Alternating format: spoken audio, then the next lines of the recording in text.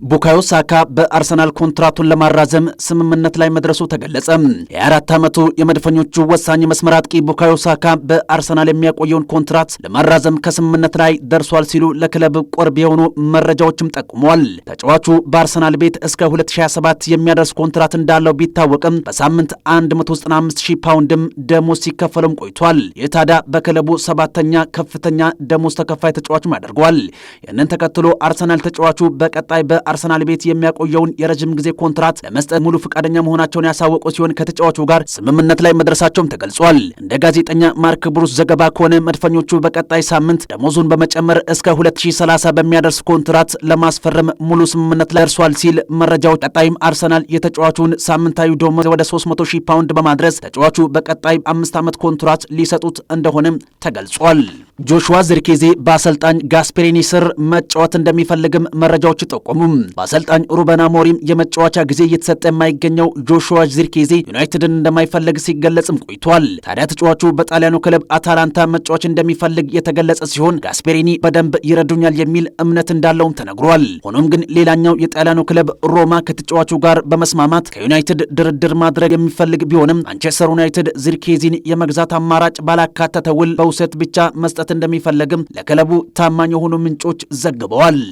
ኤቨርተን ስኮትላንዳዊውን የመሃል ሜዳ ተጫዋች ስኮት ማክቶሚናይን በክለቡ ሪከርድ በሆነ ዋጋ ለማስፈረም እቅድ መያዛቸው ተሰማም። አሰልጣኝ ዴቪድ ሞይስ ቡድናቸውን በስኮት ማክቶሚናይ ዙሪያ መገንባት መፈለጋቸው የተሰማ ሲሆን ከሱ በተጨማሪም ኢሊያን ንዴን እና ጃክ ግሪሊሽን አንድ ላይ በማጣመር ቡድን የመገንባት ትልቅ ዓላማ በመያዝ በ2026 ተጫዋቹን ወደ መርሲሳይድ ማምጣት ይፈልጋሉም ተብሏል። ታዲያ ለተጫዋቹ ዝውውር 62 ሚሊዮን ፓውንድ ለማቅረብ የተዘጋጁ ሲሆን ይህም በክለቡ ሪከርድ ዋጋም ተብሎ ተመዝግቧል። ሊቨርፑል በኢብራሂማ ኮናቴ ቆይታ ላይ ንግግር ላይ መሆኑ ተነገረም። በቀጣይ በሊቨርፑል ቤት ኮንትራቱ ሊጠናቀቅ የደረሰው የመሃል ተከላካዩ ኢብራሂማ ኮናቴ በኮንትራቱ ማራዘም ጉዳይ ላይ አሁንም የመጨረሻ ውሳኔ ላይ አለመድረሱ ተገልጿል። ተጫዋቹ ሪያል ማድሪድን ጨምሮ ከተለያዩ የአውሮፓ ክለቦች ጥያቄዎች የመጡለት እንደሆነም ይታወቃል። ሊቨርፑል በኮንትራቱ ዙሪያ ፕሮፖዛል ያቀረበ ሲሆን በቀጣይም የተጫዋቹ ምላሽ እየተጠበቀ እንደሆነም ተገልጿል። ሊቨርፑል ከፕሮፖዛሉ መካከል አንደኛው ተጫዋቹ ሳምንታዊ ደሞዙን እንዲቀንስ እንዲሁም ያሰቡ ሲሆን የተጫዋቹን ምላሽ እንደሚጠብቁም ተያይዞም ተገልጿል። ከሊቨርፑል ቤት ሳንወጣ ሊቨርፑል የአንቶኒዮ ሲሜኒዮ ፈላጊ ሆኖ ብቅ እንዳለም ተገልጿል። አሁን ላይ ክለቡ ድርድር ለማድረግ የተዘጋጀ ሲሆን በርንማውዝ ተጫዋቹን በዚህኛው የዝውውር መስኮት በጥር የዝውውር መስኮት ተጫዋቹን ለመሸጥ ከማንም ድርድር ማድረግ እንደማይፈለግም ገልጿል።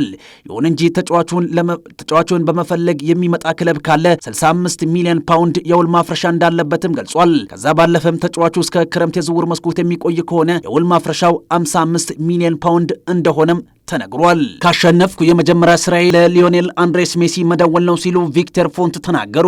ለባርሴሎና ፕሬዝዳንታዊ ምርጫ እጩ የሆኑት ቪክተር ፎንት ምርጫውን ካሸነፍኩ የመጀመሪያ ስራዬ ሊዮኔል ሜሲን ለመመለስ ጥረት ማድረግ ነው ብለዋል።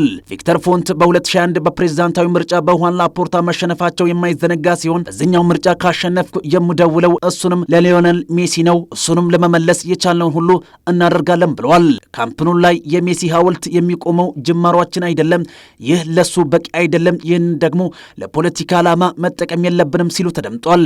ከዚህ ጋር በተያያዘም ሁዋን ላፖርታ በተደጋጋሚ ለመሰል ፍጆታ ተጠቅሞታል ሲል በነገር ሸንቆጥ ለማድረግ ሞክረዋል። በባርሴሎና በ2026 መጀመሪያ በሚያደርጉት ፕሬዝዳንታዊ ምርጫ ስፔናዊ ባለሀብት ቪክተር ፎንት የሁዋን ላፖርታ ብርቱ ተፎካካሪ እንደሆኑም ይጠበቃል።